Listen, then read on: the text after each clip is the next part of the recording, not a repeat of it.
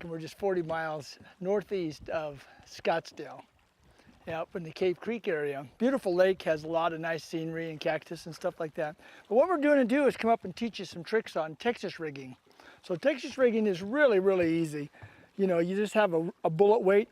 I'm just using a 1/4 ounce bullet weight, number 2/0 hook, and a brush hog, Zoom brush hog. Now I run that up to the keeper part on the hook, and then I'm going to try to keep that brush hog as straight as possible. So I just bend it and I just put it like that. I do have a little bobber stopper on there just in case we get by a tree or something, but I like to Zooms float, so I like to keep that bobber stopper like an inch or two above the weight, so that way it kind of comes up, you know. So this little trick here is amazing, and it catches fish, you know. We're going to just cast out on little, we're on a very, very steep bluff here. You know, drops off real fast. There, oh, missed him. Let me try again, just a little one. Sometimes you get these really little fish, and they just like to peck at the tail ends of these brush hogs. And I'll show you why these little ones like eating this.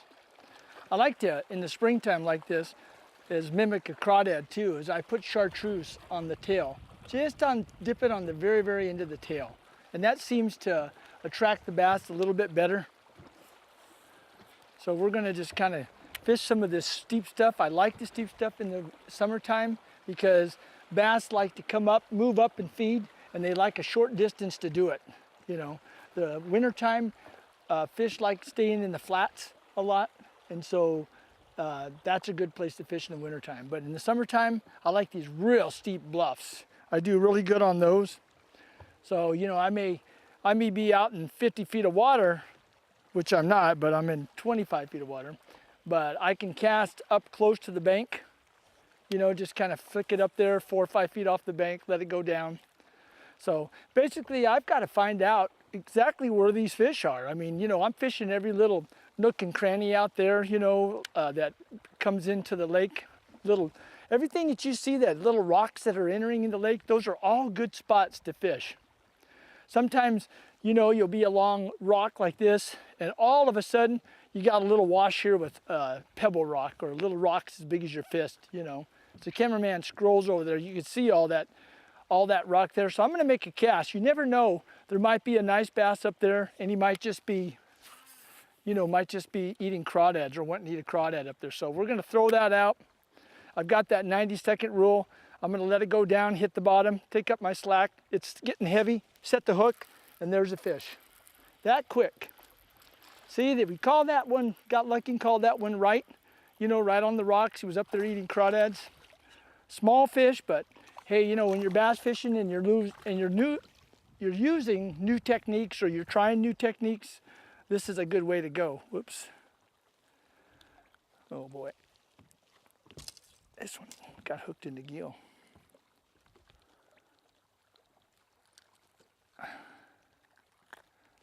Get him back in the water.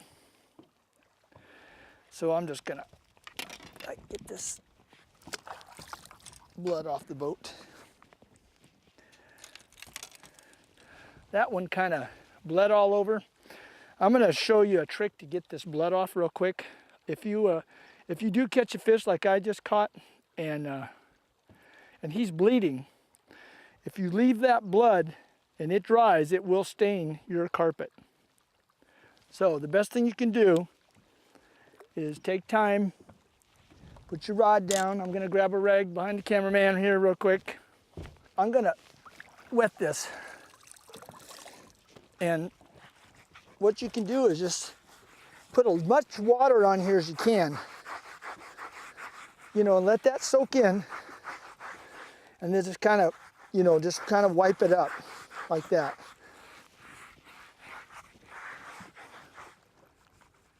And then that way you won't have that blood drying on your carpet.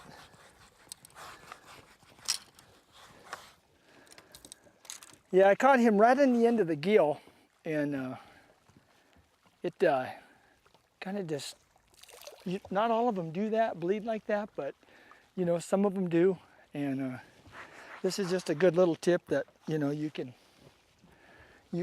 use, and that way you don't waste all that there, or have to come back with a strong cleaner and clean that off.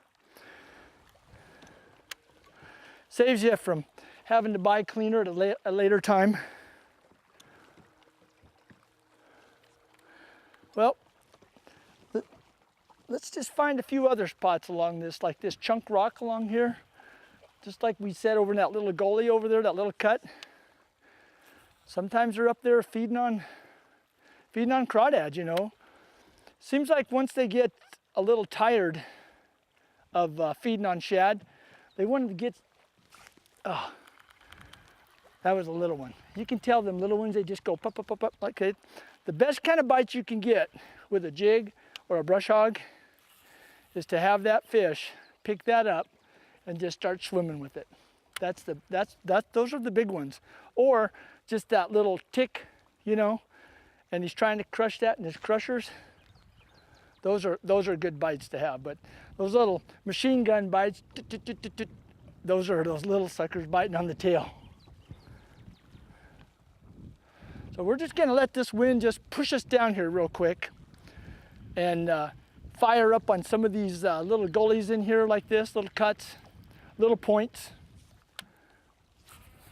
You can afford to get that close to the bank or the rocks because it drops off pretty fast.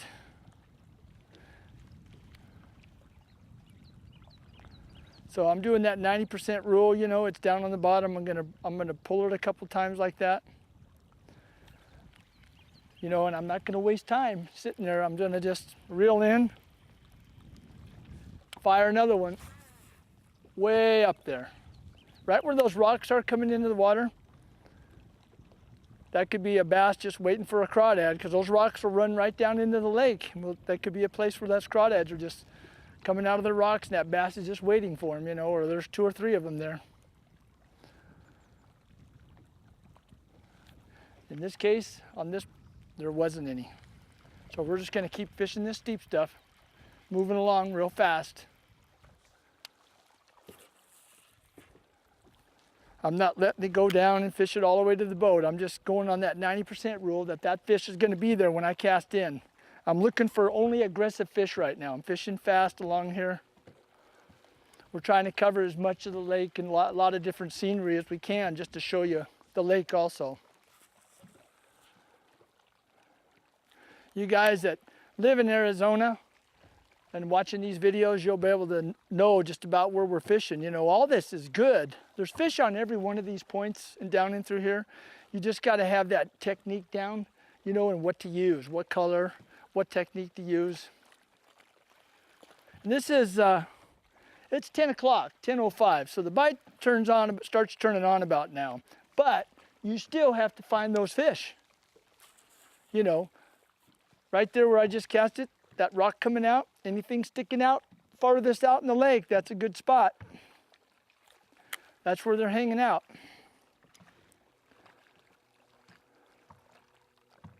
I didn't quite get right on the end of that, but next cast it will. I'm at 34 feet and there's a lot of fish down there. So what we're gonna do is we're gonna use a brush hog, which is like a jig, and I'm gonna throw a 1/2-ounce football head too, and try that. That also works, you know, in the lake here. This is a good football head jig. I'm just gonna make it real simple. Not gonna buy a fancy, pull out a fancy jig or something that costs $5 or $3 or $4 and then put a crawdad on the back. We're just gonna use the plain old Yamamoto, you know, and double tail, mop top, and get those. So there ought to be a fish right here. There's plenty of fish. There's plenty of fish down deep. So if I'm not catching them right on the bank or off the bank a little ways, you know, I'm gonna try some of these little bit deeper ones. So I'm gonna go, instead of casting on the bank, I'm gonna cast way out there in 22 to 25 feet. And I'm gonna let that sink. And I'm gonna work that back. Work it on the bottom because that's where they're eating their crawdads.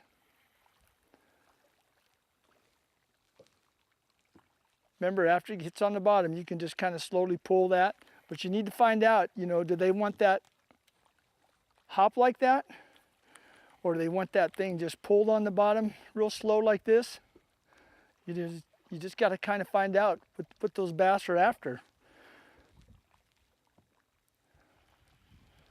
There's a bass that just came up chasing minnows right there. Let's just flick into that real quick and see. Can't go wrong when you see a bass chasing shad. You just, you know, and especially if it's a little one, there might be a big one, you know, or two underneath it. Being lazy and letting the little ones kill the shad.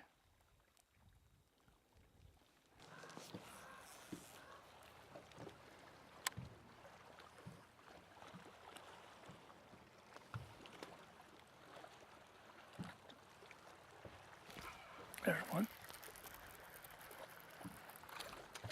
Oh, little missile coming way out of the water. Another little one. Little ones are filling their oats today. Guys, when you're going along and you see a point like this and that point goes way out in the lake, don't cut right over the middle of that. Go around it and fish it. Don't cut the fish off. Too many guys just keep going right down the lake and it's 25, 30 feet here and all of a sudden it's 10 feet there. You know, you just cut off the best fishing. So swing your boat out a little bit. You know, if you move out into 25, 30 feet of water, that's good. Now you can cast up on the point where the fish are living. So, you know, you still can throw that out.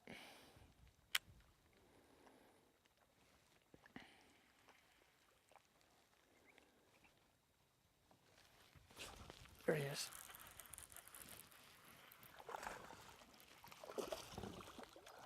It's a little guy, but perfect point for this. All right, 1, 2, 3, here he comes. Hello. Come on, little guy.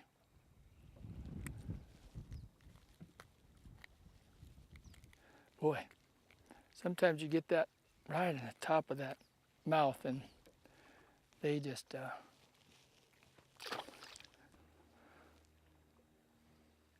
there's a bite. There's a live one. Another one of them babies. Man. We run into the baby factory along this this shoreline. There you go, little guy. Boy, when they hit that water, they're gone.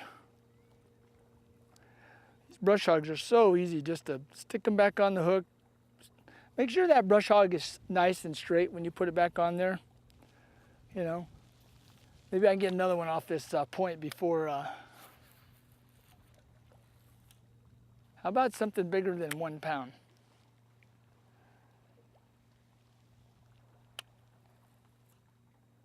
Right there. Uh-oh, there's a bite. Got him. Whoa, tail walker. And in the boat. There we go. Come on, little guy. Come on. Take that hook out. Release him in the lake to bite on another day. So what did you do? Just throw that out there and then sift the hook? Yep, I just threw it out and sift the hook. Yep, sent instead of sent, sift. All right, let's sift the hook again on this next one. Fish, little one.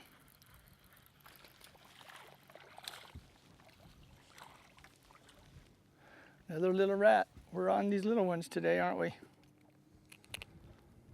Goodbye, little guy. So anyway, so we switched over to a jig right now, meaning a 1/2 ounce jig. We got a little smoke sparkle on there. Little tips are green, just a lead head. That's all it is. It's real simple.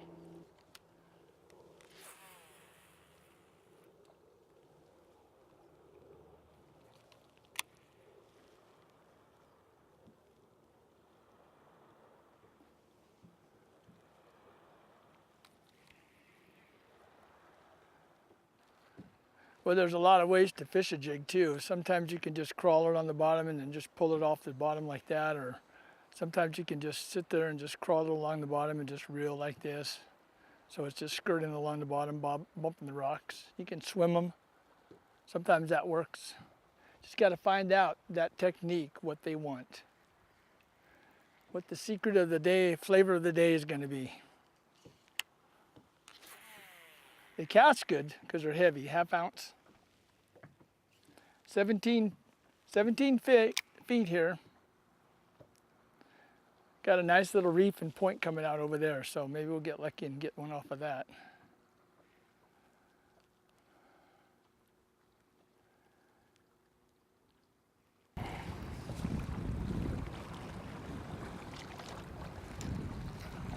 Whoa.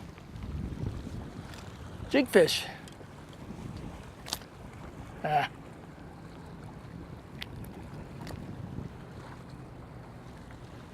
Nice little jigfish. Right off that point right there, right where he should have been.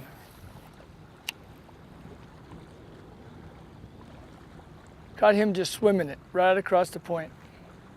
Oh, there's the shad. I see the shad there in the water. There's a fish right under the shad. Here he comes.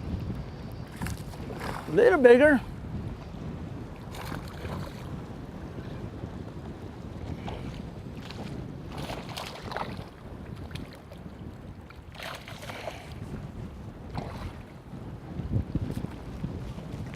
And, oh yeah, there you go. That's a little bit bigger, huh?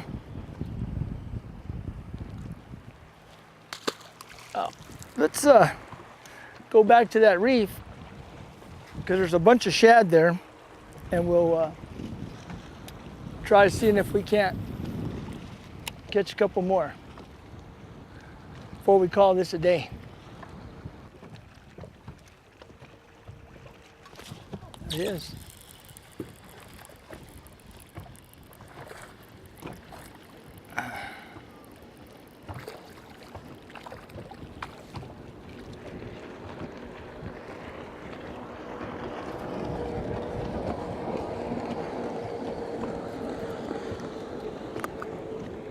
Another little guy, huh?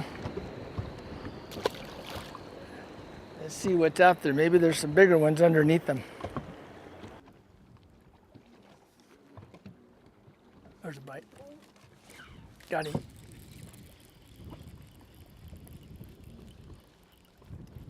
You on? Oh, a hair better.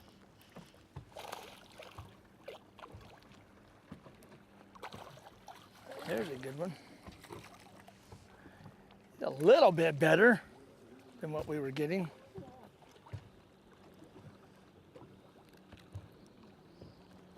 Catch and release. Right off that little point there. You called that one.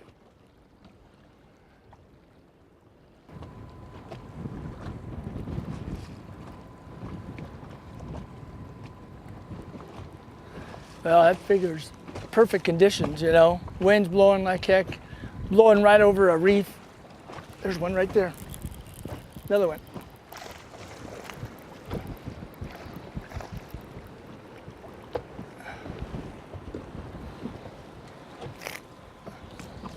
That's a little one. Well, they're eating this jig, aren't they? Right here in the wind. It's just throwing it right out over the reef and comes from the shore, dips down and goes right up into the mountain over there. The wind's creating the bite, making the shad get all stirred up. The plankton gets all stirred up. The shad eat that and the fish move in and eat the shad. So, all right, we're right over there, right by the, whoops, can't catch any like that. Gotta fix this baby.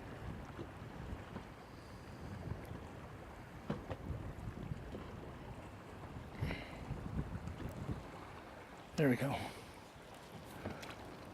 Oh yeah. Let's give it another try here. I'm just gonna slow roll it right over that reef.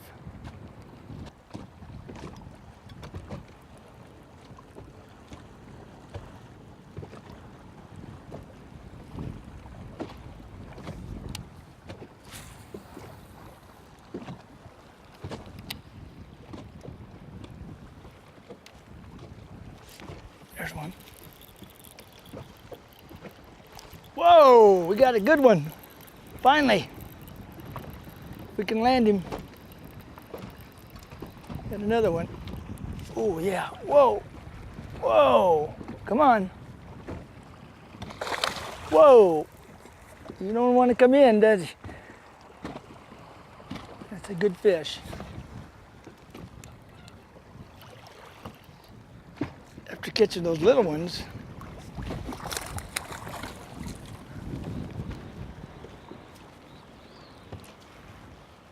oh yeah, that's what we were waiting for. Waiting to end the show.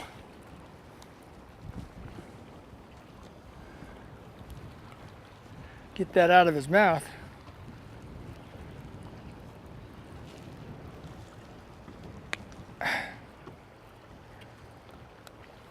There we go. Well, he just decided that, destroyed that jig, I'll tell you. That's a nice one, isn't it? Look at that. Good way to end the video. And we just want to thank you for letting us come to you on YouTube and other ways to show you how to catch bass at Bartlett Lake. So with that, we'll see you on the next trip.